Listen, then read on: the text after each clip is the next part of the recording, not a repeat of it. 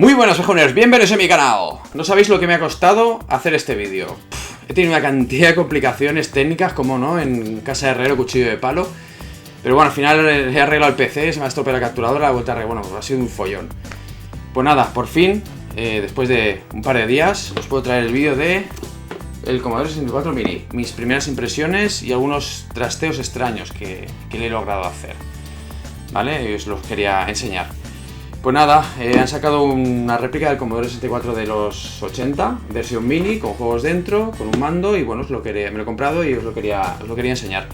Este vídeo, parte de él, lo he hecho gracias a una aportación que ha hecho un suscriptor, Bicorps. Un saludo, caballero. Me ha dejado este Commodore 64 real de la época de los 80 para enseñároslo, ¿vale? Para que veáis un poco la comparación entre esta nueva versión mini y el ordenador de los 80. La verdad es que es una preciosidad, es una pasada, es muy vintage. Y el tacto de las teclas es espectacular. Pues nada, me ha costado hacer mucho este vídeo, espero que os guste. Venga, vamos para allá.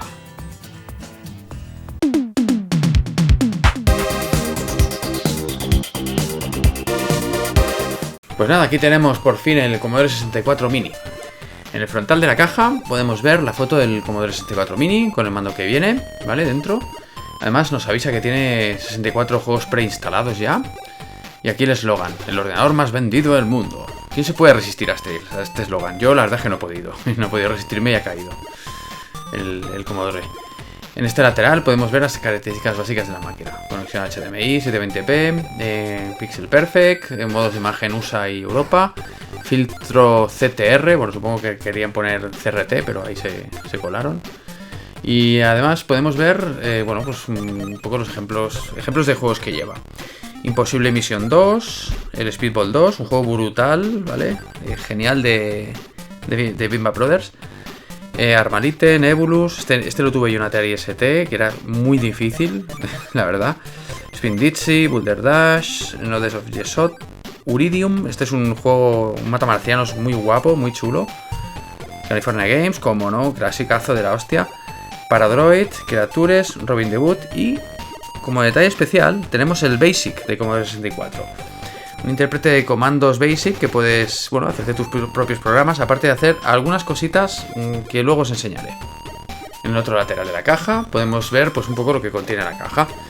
El mini ordenador Commodore 64 Mini, luego el joystick que lleva un cable de 1,5 metros, que se agradece, el cable HDMI de 1,2 metros, cable de alimentación USB, los 64 juegos preinstalados que llevan dentro de la máquina y el manual de instrucciones, ¿vale?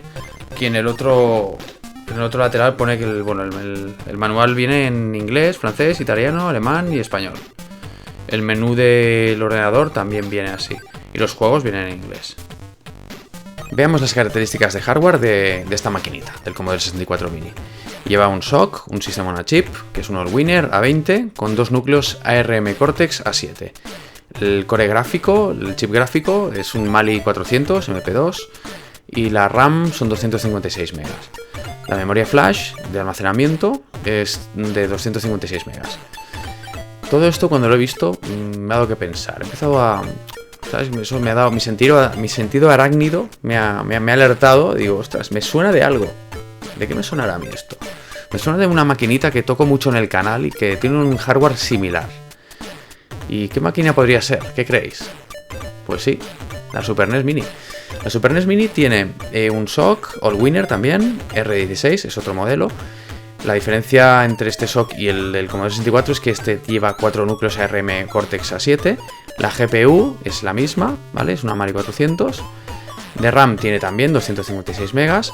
Y la memoria flash es más grande, ¿vale? Son 512 megas. La principal diferencia entre la Super NES Mini y el Commodore 64 Mini es que, bueno, la NES Mini lleva una CPU con más cores, ¿vale? Y es más potente. Y lleva más memoria de almacenamiento. Me ha parecido curioso que sean tan parecidas. Y bueno, como me ha picado la curiosidad, he decidido profanar, ¿vale? El Commodore 64 Mini, así que lo he abierto. ¿Vale? Aquí veis, pues bueno, el SoC, ¿vale? Aquí veis la RAM, la memoria de almacenamiento. Y aquí he visto unos pines que me resultan familiares. estos pines, la Super NES Mini y la NES Mini también los tienen, ¿vale?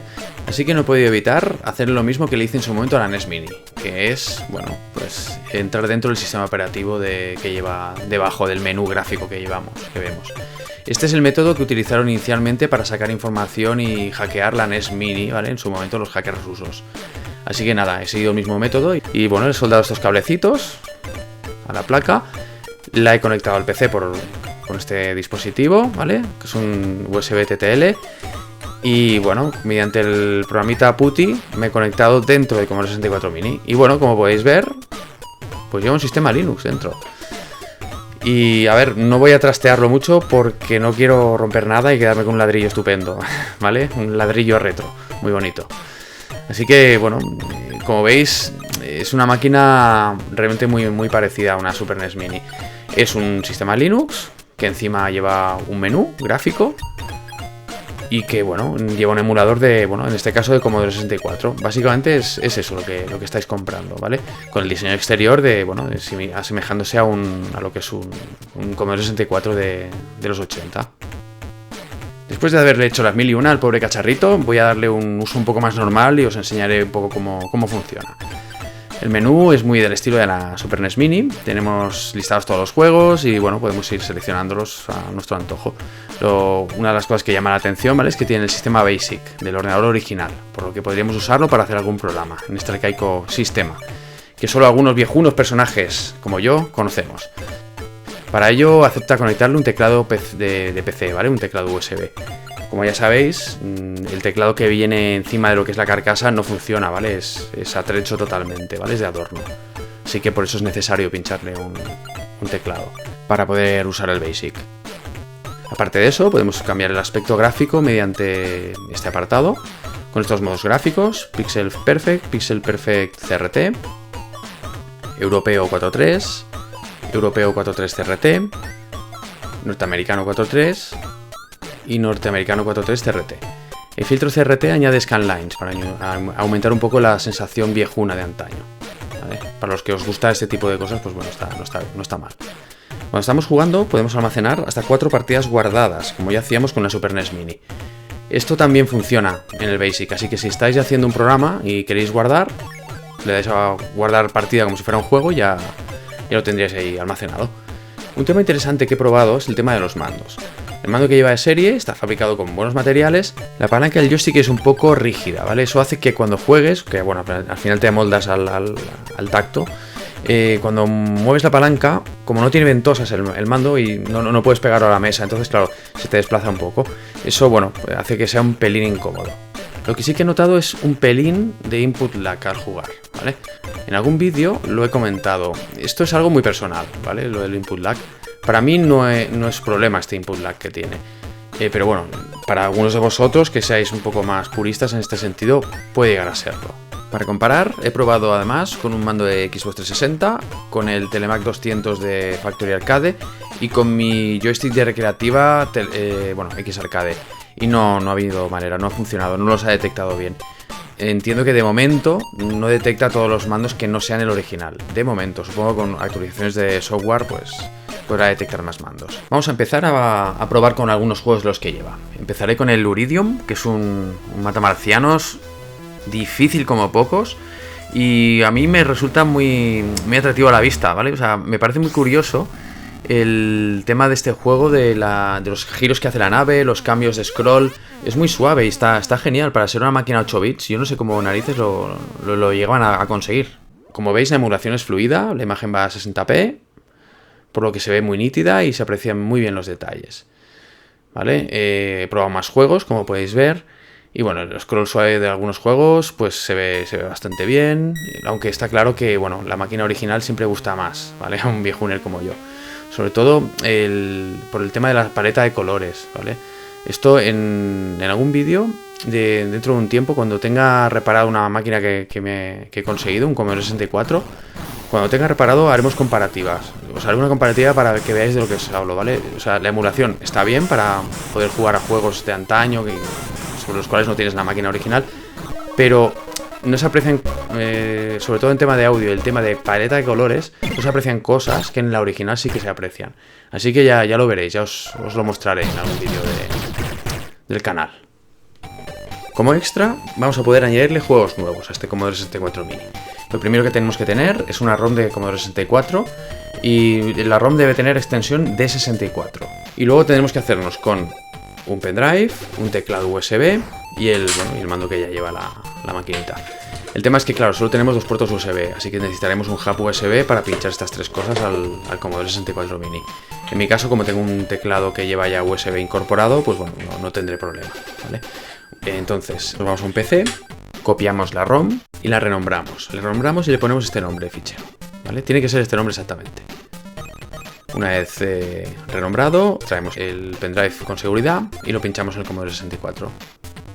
Entonces, qué raro se me hace decir, pinchamos el pendrive en el Commodore 64.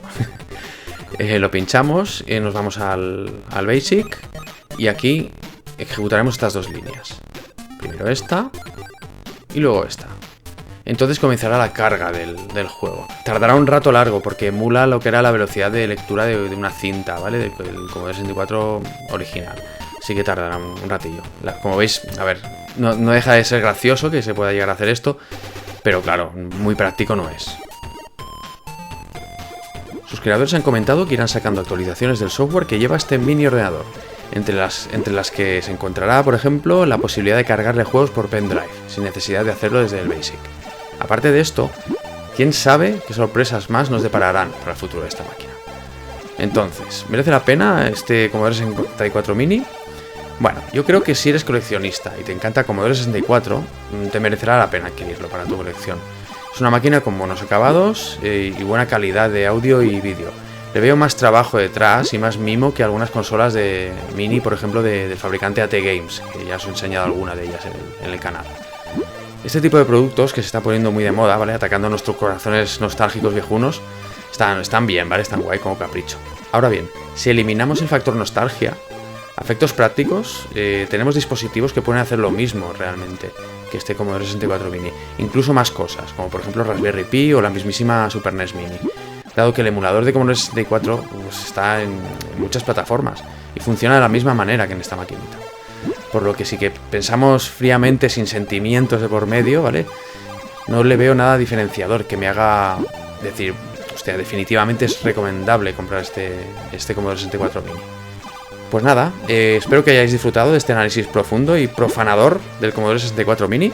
Si ha sido así, dale a like y suscribiros al canal y no os olvidéis nunca de darle al campanón de YouTube para enteraros de mis últimas novedades. Nos vemos en el próximo vídeo. ¡Hasta luego, Lucas!